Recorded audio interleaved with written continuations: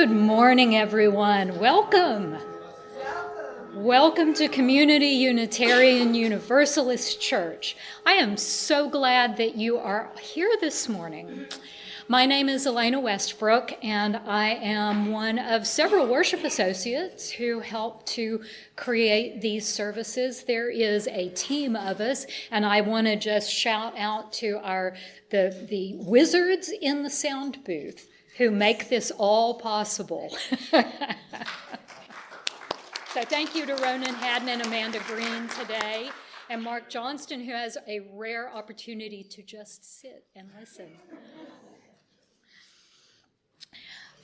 Unitarian Universalism, if you haven't encountered us before, is a non-creedal faith, and that means that we don't tell people what to believe. Instead, we are centered in love.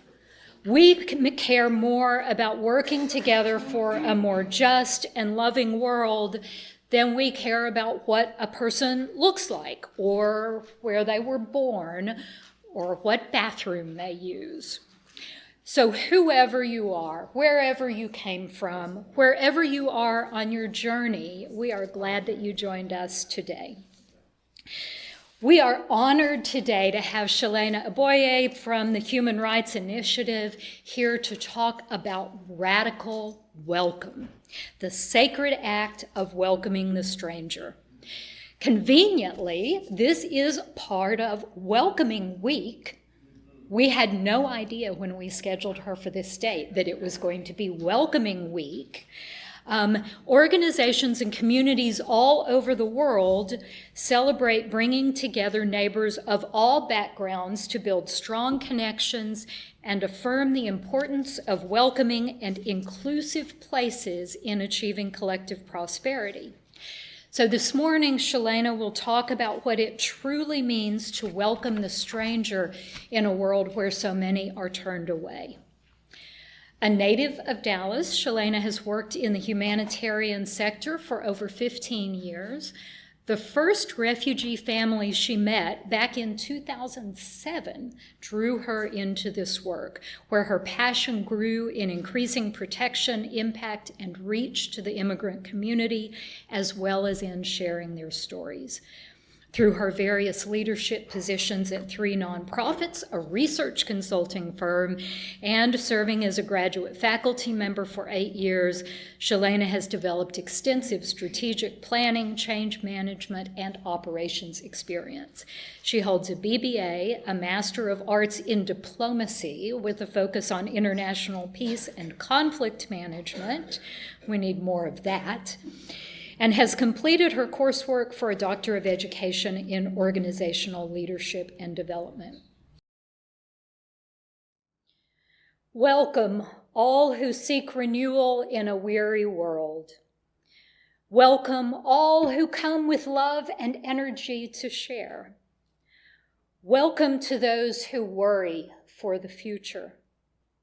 Welcome, each one who is grateful for today. Know that in this place, you are not alone. In community, we share our strength with each other, and we keep the flame of love burning bright. Know that in this place, responsibility is shared. Here, tradition holds us. Ancestors shine a light from the past. Here, the young lift their bright faces and beckon us onward. Take my hand, and we can go on together.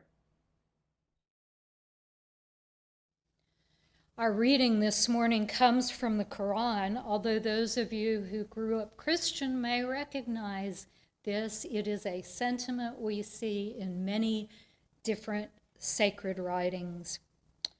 It's from the Quran, the chapter known as Al-Insan, verses 8 and 9.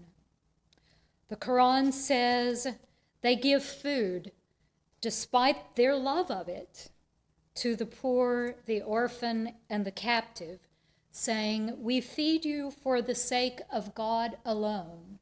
We seek neither reward nor thanks. I have to say, I kind of love that.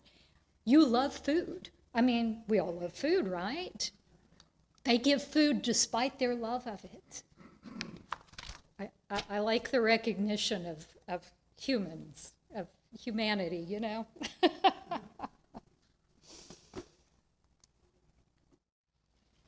Good morning. Good morning. Thank you all for welcoming me here again. I'm just so grateful to be here. I'm so grateful that 2 years ago, when our old leader, Bill Holston, left Human Rights Initiative, and you all were one of the first group of supporters that reached out to welcome me. And I'm so very grateful for that. Today, I'll be talking to you all about the radical welcome, which I know you all are very familiar with, and it's the sacred act of welcoming the stranger. This week, as Elena shared with you earlier in the announcement section, is Welcoming Week, a national effort that has been going on for years and years. It is initiated by an organization called Welcoming America, and it's very inclusive to all groups, no matter where they come from. And just like this congregation, as Unitarian Universalists, you all know that this is more than a civic duty, it's a spiritual calling. So what does it mean to be truly welcoming when the world has turned so many away? In Hebrews chapter 13, verses 2, it states, "Do not neglect to show hospitality to strangers, for by doing that, some have entertained angels without knowing it." Many of the world's religions have a sacred tradition of welcoming, as we know. In Judaism, in the Hebrew Bible, it commands, "You shall love the stranger, for you were strangers in the land of Egypt." That's in Deuteronomy chapter 10, verses 19. And in Christianity, we know that Jesus says, "I was a stranger, and you welcomed me." And he consistently sided with the outcast, the poor, and the migrant. And in Islam, hospitality is central. Welcoming guests, even strangers, is considered a sign of faith. And as I was putting my notes together for this today, I learned that Unitarian Universalists, your first and seventh principles, remind you, as well as all of us, to uphold the worth and dignity of every person and the interconnectedness of all beings. It's evident, and I couldn't include all of the world's religions here. We might be here all day, and how they demonstrate a welcoming spirit, but it's evident that welcoming the stranger is central to many, many faiths. But why is it so difficult in practice? Elena shared that earlier, just conflict around the world, what's happening in the United States today, and it seems like people struggle with welcoming the stranger and the radical welcome. And this difficulty stems from fear, from resistance, and a number of things. Some people may not understand that they must take time to understand cultural, ethnic, religious, and other differences to gain common understanding or at least mutual respect. Others simply fear a form of economic displacement, believe it or not. This is the belief that the others, and we know the other changes every few decades, right? That they'll take the jobs and the housing and the limited resources, and this stems from a scarcity mindset. We know when we see conflicts around the world, it's usually over, gold or jewels or oil or simply money, because people feel like there's not enough for everyone and I have to take it and I don't want these others to take it from me. This fear is not based on facts, but spiritually, various religions remind us that generosity expands what we have. It doesn't diminish it. Others also are divided by, politics. That is another barrier to welcoming. especially when the others become symbols of broader ideological battles. Fear, rhetoric, and party lines can harden our hearts before we've even heard someone's story. But our faith calls us to see beyond partisanship, to center humanity and not headlines. And heartbreakingly, sometimes that barrier isn't fear at all. It's just exhaustion. How many of you, if you raise your hands, have heard of compassion fatigue? I have. Maybe sometimes you felt it, right?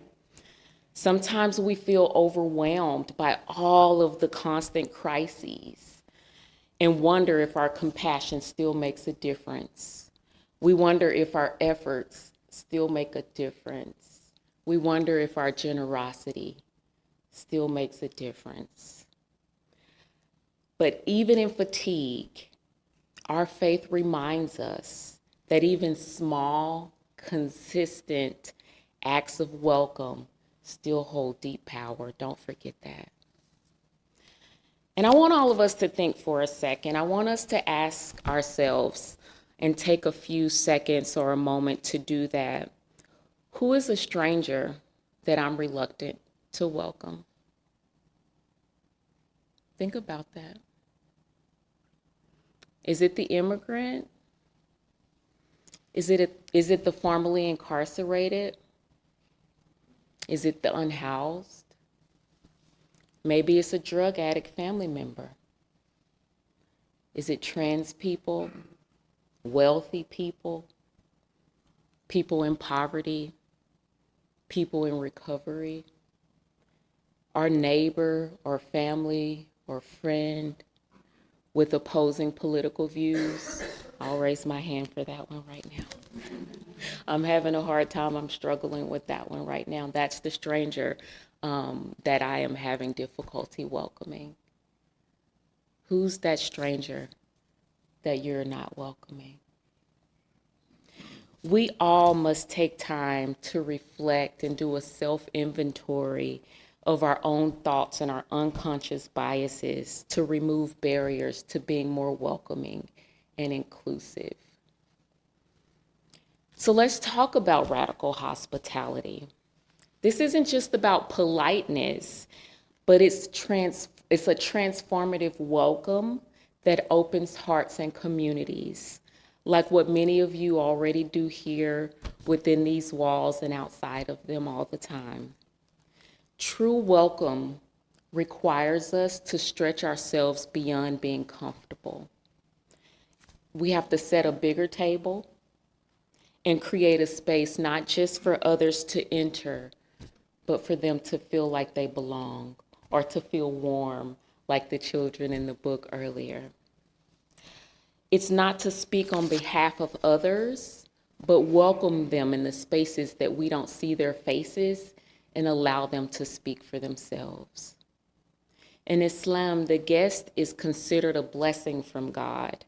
And as Unitarian Universalists, you already know that every person is sacred and every story is worth telling. You all have stood on the side of radical love and welcoming forever, from civil rights to LGBTQ rights to immigrant and social justice and so much more. Welcoming the stranger is not new to you. It's not, but more of it is needed now more than ever before.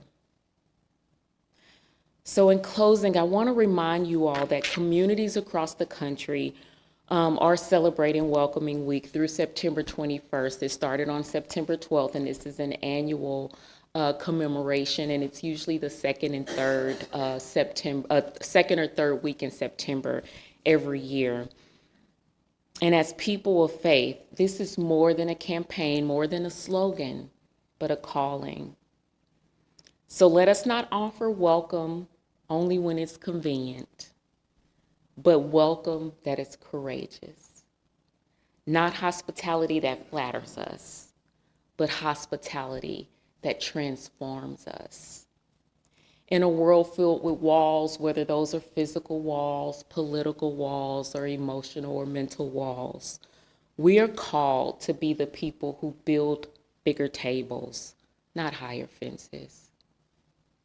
We are called to resist indifference, to lean into discomfort, to love not in theory, but in action. Because in welcoming others, we become fully ourselves. Happy Welcoming Week. May we live it, not just this week, but always.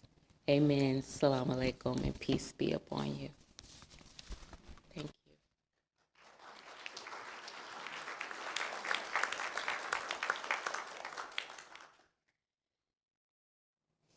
Maureen Killoran said, "No matter how weak or frightened we may feel, we each have gifts that can make a difference in the world.